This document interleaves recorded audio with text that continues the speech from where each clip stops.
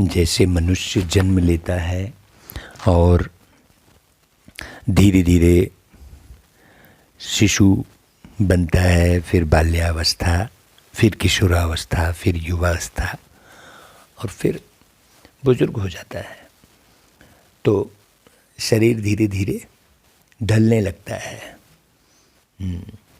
इसमें जिस प्रकार से मनुष्य खान पान रखता है, बोली वाणी रखता है, सोच विचार रखता है, अपना व्यवहार करता है, लोगों से जिस प्रकार से उसका जो है आपसी व्यवहार होता है, उस हिसाब से उसका शरीर स्वस्थ और अस्वस्थ होता है।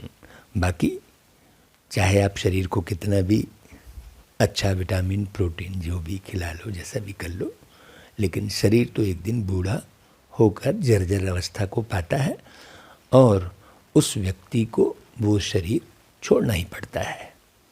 उसी प्रकार ये प्रकृति है। प्रकृति सबसे पहले सतो प्रधान होती है, फिर सतो समान होती है, फिर रजो प्रधान होती है, फिर तमो प्रधान होती है। जैसे मनुष्य प्रकृति से बने शरीर को अज्ञानता की वजह से बिगाड़ता रहता है, उसी प्रकार मनुष्य आत्मा प्रकृति को भी बिगाड़ती रहती है। इसमें ईश्वर का कहीं कोई हस्तक्षेप नहीं है। हमें एक बात को अच्छी रीति समझना होगा कि प्रकृति स्वतः संचालित है। आप जैसा उसका उपयोग करते हैं वैसा वो बनती जाती है। यदि आप दोहन करते हैं, बहुत ज़्यादा पृथ्वी पर केमिकल, कीटनाशक दवाई और केमिकल खाद आदि का उपयोग करते हैं, तो वो बंजर बनती चली जाती है। जब पृथ्वी बंजर बनती जाती है तो उसका प्रभाव, उससे उपज जो होती है, पेड़ पौधे, वृक्ष, फसल, सब पर पड़ता है। और जैसी फसल होती है, जैसे पेड़ पौधे होते हैं, वैसा ही हवा भी बनती है, हवा भी तैयार होती है, पानी भी वैसा ही बनता है। तो सारा खेल मनुष्यों की अपनी बुद्धि पर है। तो परमात्मा आकर केवल बुद्धि के दरवाजे खोलता है। जो बंद बुद्धि हो गई है, जो भ्रष्ट बुद्धि हो गई है, उसे श्रेष्ठ बनाता है। बहुत गहरी बात समझने की है। तो परमात्मा सिर्फ धरती पर आकर ज्ञान सुनाते हैं और हमें पावन बनने की, अर्थात श्रेष्ठ बनने की, सही ढंग से जीवन जीने की कला सिखाते हैं। बहुत सारे लोग ये सोचते हैं कि सब कुछ भगवान करा रहा है, उसके हाथ में है, और जो है मनुष्य के हाथ में कुछ नहीं है। ऐसा कुछ भी नहीं है। ये सिस्टम चलता रहता है। जैसे बुढ़ापे को नहीं रोका जा सकता, उसी प्रकार प्रकृति को और मनुष्य आत्माओं को तमो प्रधान होने से कोई नहीं रोक सकता। बुद्धि धीरे धीरे कमज़ोर होती चली जाती है और जैसी बुद्धि वैसे कर्म होते हैं। तो हमें एक बात बहुत गहरी समझने की है कि परमात्मा आकर क्या करते हैं। तो जब हम सबके अपने अपने अलग अलग जब हम कर्तव्यों को पहचानते हैं, तो फिर हम स्वयं परिवर्तित होने लगते हैं और स्वयं को बदलकर स्वयं को भी सुखी बनाते हैं और इस प्रकृति को भी सतो प्रधान बनाते हैं। तो बाबा कहते हैं कि देखो, जब मनुष्य आत्माओं से विकर्म कब होते हैं? जब वो प्रकृति से बने शरीर को ही वो स्वयं समझ लेता है कि वो एक शरीर है, जबकि वो एक प्रकृति है। शरीर एक प्रकृति है। वो किस प्रकार से संचालित होती है, इसे समझने की ज़रूरत है। तो बाबा कहते हैं, मीठे बच्चे, देह अभिमान में आने से ही विकर्म बनते हैं। जब मनुष्य आत्मा अपने को शरीर समझने लगती है तो उससे विकर्म होने लगते हैं। भूल हो जाती है कि भाई वो शरीर से अलग है, तो वो शरीर को सही ढंग से संभाल नहीं पाती है। इसलिए बाबा प्रतिज्ञा कराते हैं, कहते हैं कि प्रतिज्ञा करो। कौन सी प्रतिज्ञा करो भाई? कि और सब संग तोड़ एक संग जोड़ेंगे। अब अपनी बुद्धि केवल परमात्मा की वाणी सुनने में लगाएंगे, समझने में लगाएंगे और श्रेष्ठ बनने में लगाएंगे परमात्मा की सत्यवाणी को सुनकर। हाँ, बाकी तो दुनिया में बहुत सारे ऐसे जो है ग्रंथ और साहित्य रच दिए गए हैं जिसमें ये कहा गया कि भगवान ने ये कहा, वो कहा। भगवान ने जो कहा उसे बहुत बारीक समझने की ज़रूरत है। देखो ना भाई, कौन सा खेल है, लेकिन मनुष्य जो है उसे भगवान का खेल समझते हैं, जबकि एक ऐसा खेल है जो नेचुरल है, लेकिन उसे मनुष्य गॉडली एक्ट समझते हैं। कहते हैं ये भगवान खेल रचा है, वही कर रहा है। देखो ड्रामा में यह जो नेचुरल कैलेमिटीज आती है, विनाश के समय एक ही समुद्र की लहर में सब खंड टापू आदि खत्म हो जाते हैं, जिसका रिहर्सल अभी भी होता रहता है। यह सब नेचुरल खेल है। हाँ, इसे मनुष्य गॉडली एक्ट कह देते हैं, परंतु बाबा कहते मैं कोई डायरेक्शन नहीं देता हूँ, यह सब ड्रामा में नून है। भाई जैसे कांटा है, कांटे में व्यक्ति पैर रखेगा तो खून तो निकलेगा ही। अब कोई भगवान थोड़ी कांटे को डायरेक्शन दे रहा है कि भाई तेरे ऊपर पैर रखेगा तो तू खून निकाल लेना। सिंपल सी बात है भाई। हाँ, अभी अपने मन के दरवाजे पर कौन आया ये समझो। कौन आया मेरे मन के द्वारे, ये गीत है। ओम शांति। भाई कौन आया, अर्थात किसकी याद आई, मन में किसकी याद आई, बुद्धि में किसकी समझ आई, ये बहुत गौर करने की बात है। ऐसे नहीं कि आकर दिल में बैठ गया फिर तो सर्वव्यापी हो जाए, नहीं, दिल में बैठने वाली बात नहीं है। कई कहते हैं कि भगवान जो है हृदय में बसा है, नहीं, कौन आया मेरी याद में। हाँ, अकाल मूर्त, जिसको काल खा न सके। सिख लोगों के पास अकाल तख्त भी है, उनके पास अकाली लोग भी हैं। वो लोग खुद नहीं समझते कि सिख धर्म प्रवृत्ति मार्ग का धर्म है। एक ही आदि सनातन देवी देवता धर्म प्राय लोप है, दूसरा है संन्यास धर्म निवृत्ति मार्ग का। दो है, घर बार छोड़ हद का संन्यास कर फिर पवित्र बनते हैं। जंगल में तो जरूर पवित्र ही रहते होंगे ना भाई। हर एक धर्म की रस्म रिवाज अलग है, शिक्षा भी अलग है। वह है निवृत्ति मार्ग का धर्म, उनको फॉलो करने वाले भी घर बार छोड़ कफनी पहनने पड़े। फिर भल वो लोग कहते हैं घर गृहस्थ में रहते भी ज्ञान पा सकते हो, परंतु वह कोई ज्ञान नहीं है। न सन्यासी ऐसे करा सकते हैं। वास्तव में गुरु वह जो सद्गति देने वाला हो, वह तो एक ही है। गुरु नानक ने भी शिक्षा दी है, वह भी परमात्मा की ही महिमा करते हैं। एक ओंकार सतनाम अकाल मूर्त। तो तुमको अब उस अकाल मूर्त अर्थात परम पिता परमात्मा की ही याद है। महिमा करते हैं अकाल मूर्त आयो निज, है ना, है स्वयंभू अर्थात रचता है। स्वयंभू मतलब स्वयं भू यानी धरती, इस धरती पर आकर और सतमार्ग दिखाते हैं, है ना, और बिगड़ी हुई आत्माओं को फिर पावन बनाते हैं। हाँ, श्याम बनी आत्मा को सुंदर बनाते हैं, इसलिए श्याम सुंदर कहा जाता है। बहुत बड़ी गहरी बात है। तो परमात्मा के लिए कहते हैं निर्भय निर्वैर अकाल मूर्त सद्गुरु प्रसाद जप साहेब आदि। यह महिमा है किसकी? परमपिता परमात्मा की। अकाल मूर्त को ही मानते हैं, वही बताते हैं सतयुग आदि सत होशी भी सत।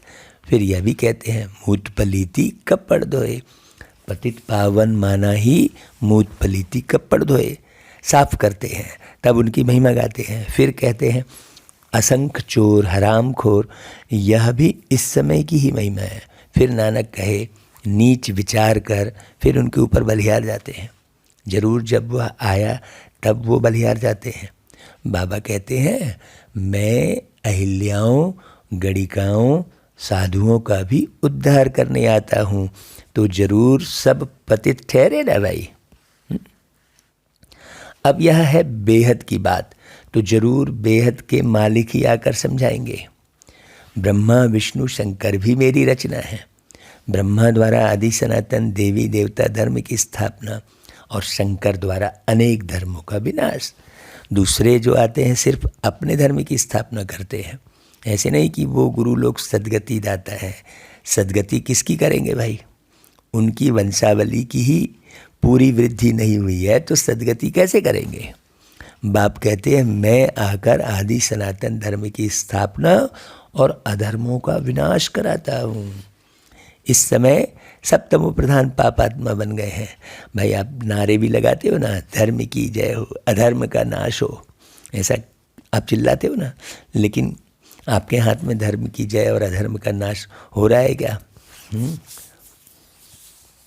प्राणियों में सद्भावना हो तो सद्मार्ग बताने वाला परमात्मा ही प्राणियों में सद्भावना लाते हैं।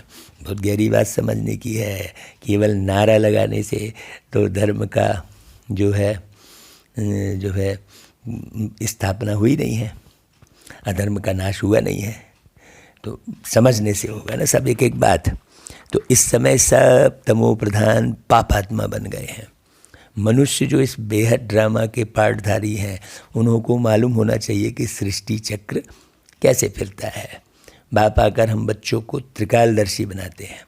यह भी समझते हैं जरूर बाप आकर स्वर्ग सचखंड की स्थापना करेंगे और झूठ खंड का विनाश करेंगे। अभी तो देखो जहाँ देखो वहीं झूठ ही झूठ है, सब झूठ में पड़े हुए हैं।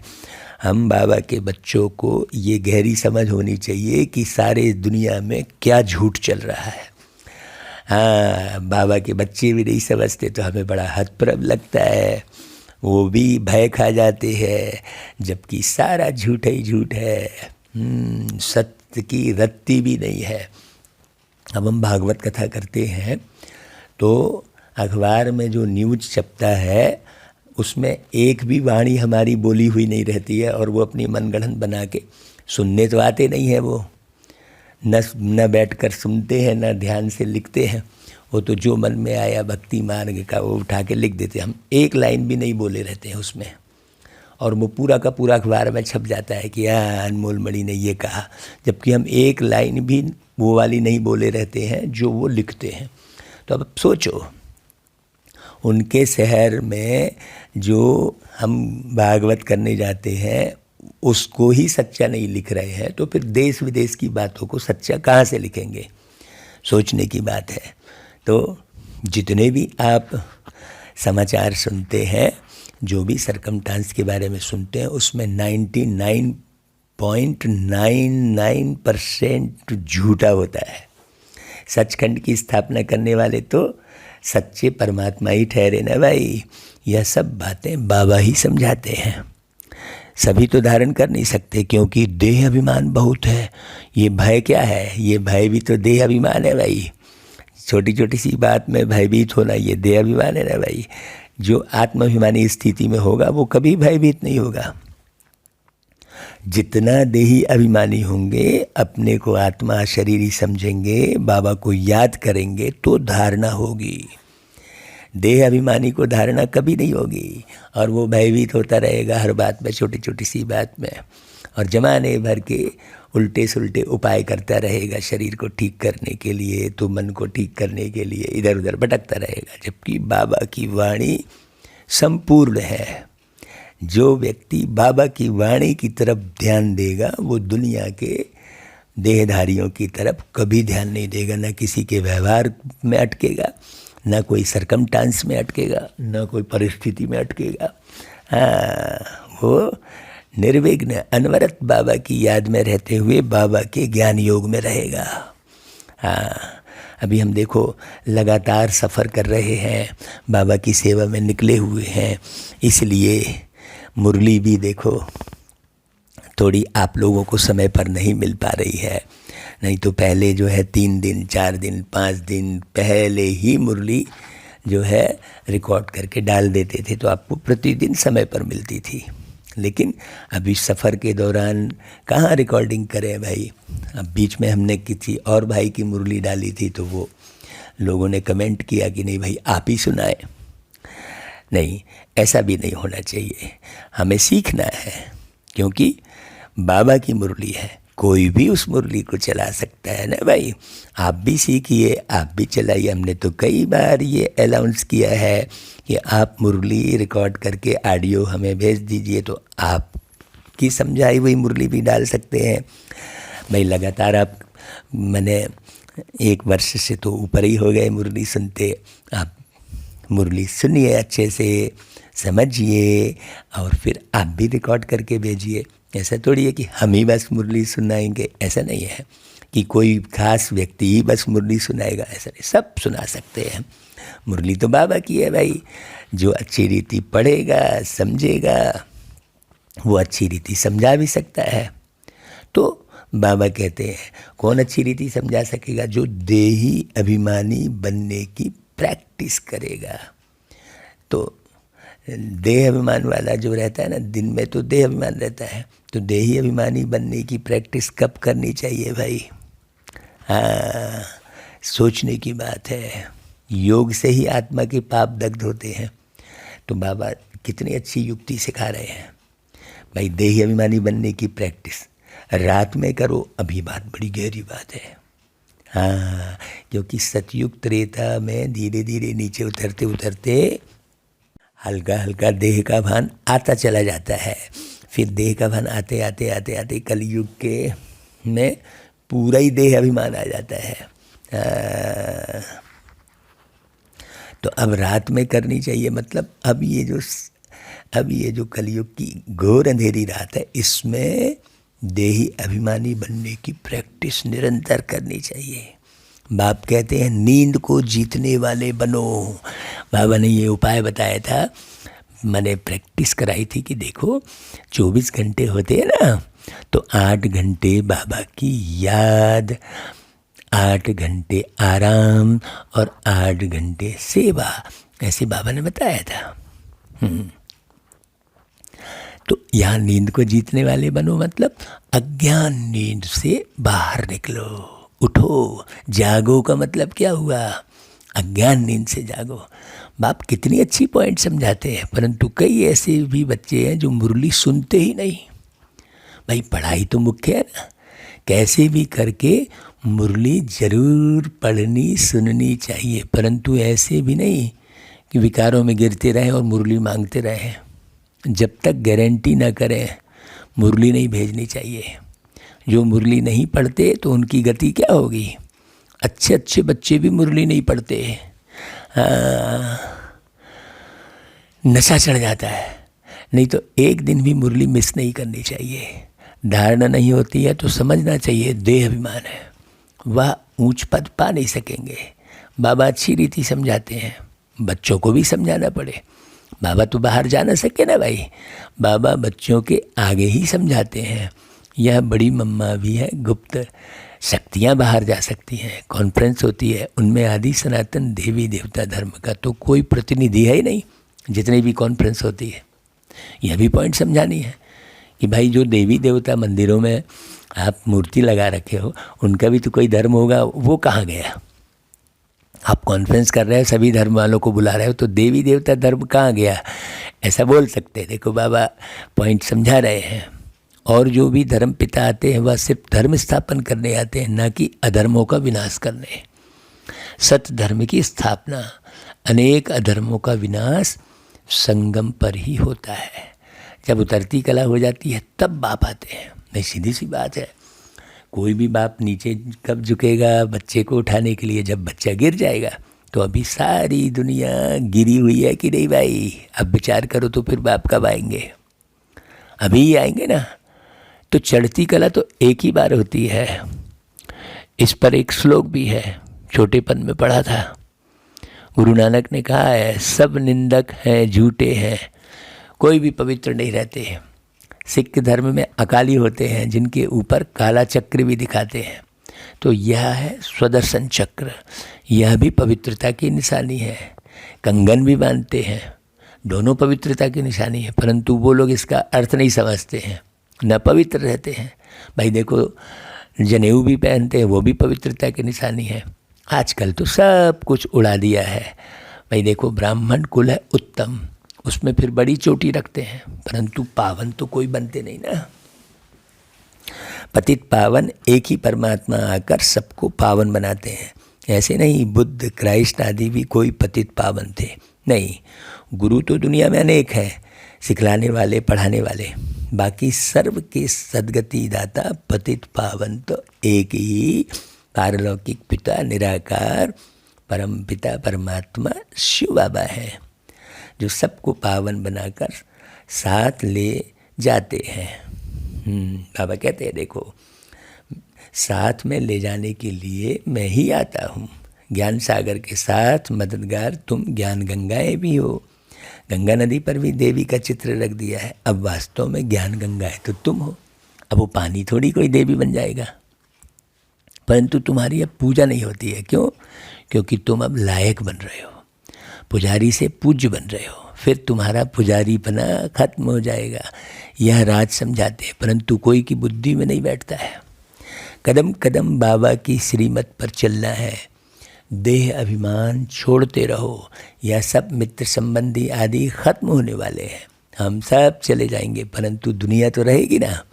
बाप कहते हैं मैं नई सृष्टि का रचयिता हूँ, परंतु आऊँगा तो पतित दुनिया में ना। तब तो मुझे पतित पावन कहते हैं ना, तो जरूर पतित दुनिया होगी। पावन दुनिया में तो पतित होंगे नहीं। परमात्मा को हेवन स्थापन करना है, इसलिए उनको हेवनली गॉड फादर कहते हैं। क्राइस्ट हेवन नहीं स्थापन करते। हाँ, उस समय जो आत्माएं ऊपर से आती हैं वह सतो प्रधान है, बाकी और कोई भी पतित से पावन नहीं बनाते। तुम बच्चों को अभी ऐसा कोई भी कर्म नहीं करना चाहिए जो पतित कहा जाए। देह अभिमान से ही भी कर्म बनते हैं। तुम गारंटी करते हो कि और संग तोड़ एक संग जोड़ेंगे। अब तुम प्रतिज्ञा पूरी करो, हाँ, नहीं तो दंड खाएंगे भाई। बहुत अच्छी बात समझना, जो बाबा के ज्ञान यज्ञ में आ गए और बाबा का संग नहीं किए तो फिर उनको तो सजा खानी ही पड़ेगी। बाबा कहते हैं देखो बहुत ध्यान से कि दुनिया वाले तो आंसू बहाएंगे, और जिसने बाबा का संग करके तोड़ दिया वो खून के आंसू बहाएंगे। बड़ी समझना, अक्षर अच्छे हैं, परंतु जो कुछ पढ़े हैं उनको तो भूलना पड़ता है ना भाई। ग्रंथ में भी है चढ़ती कला तेरे भाने सर्व का भला, लेकिन केवल अक्षर बस पढ़ लेने से थोड़ी है। वो चढ़ती कला कौन सी है ये समझना पड़े ना। ब्रह्मा बाबा को तो बच्चों के नाम भी पूरे याद नहीं, क्योंकि शिव बाबा को याद करना है, इसलिए बाबा कह देते हैं खुश रहो, आबाद रहो, न बिसरो न याद रहो।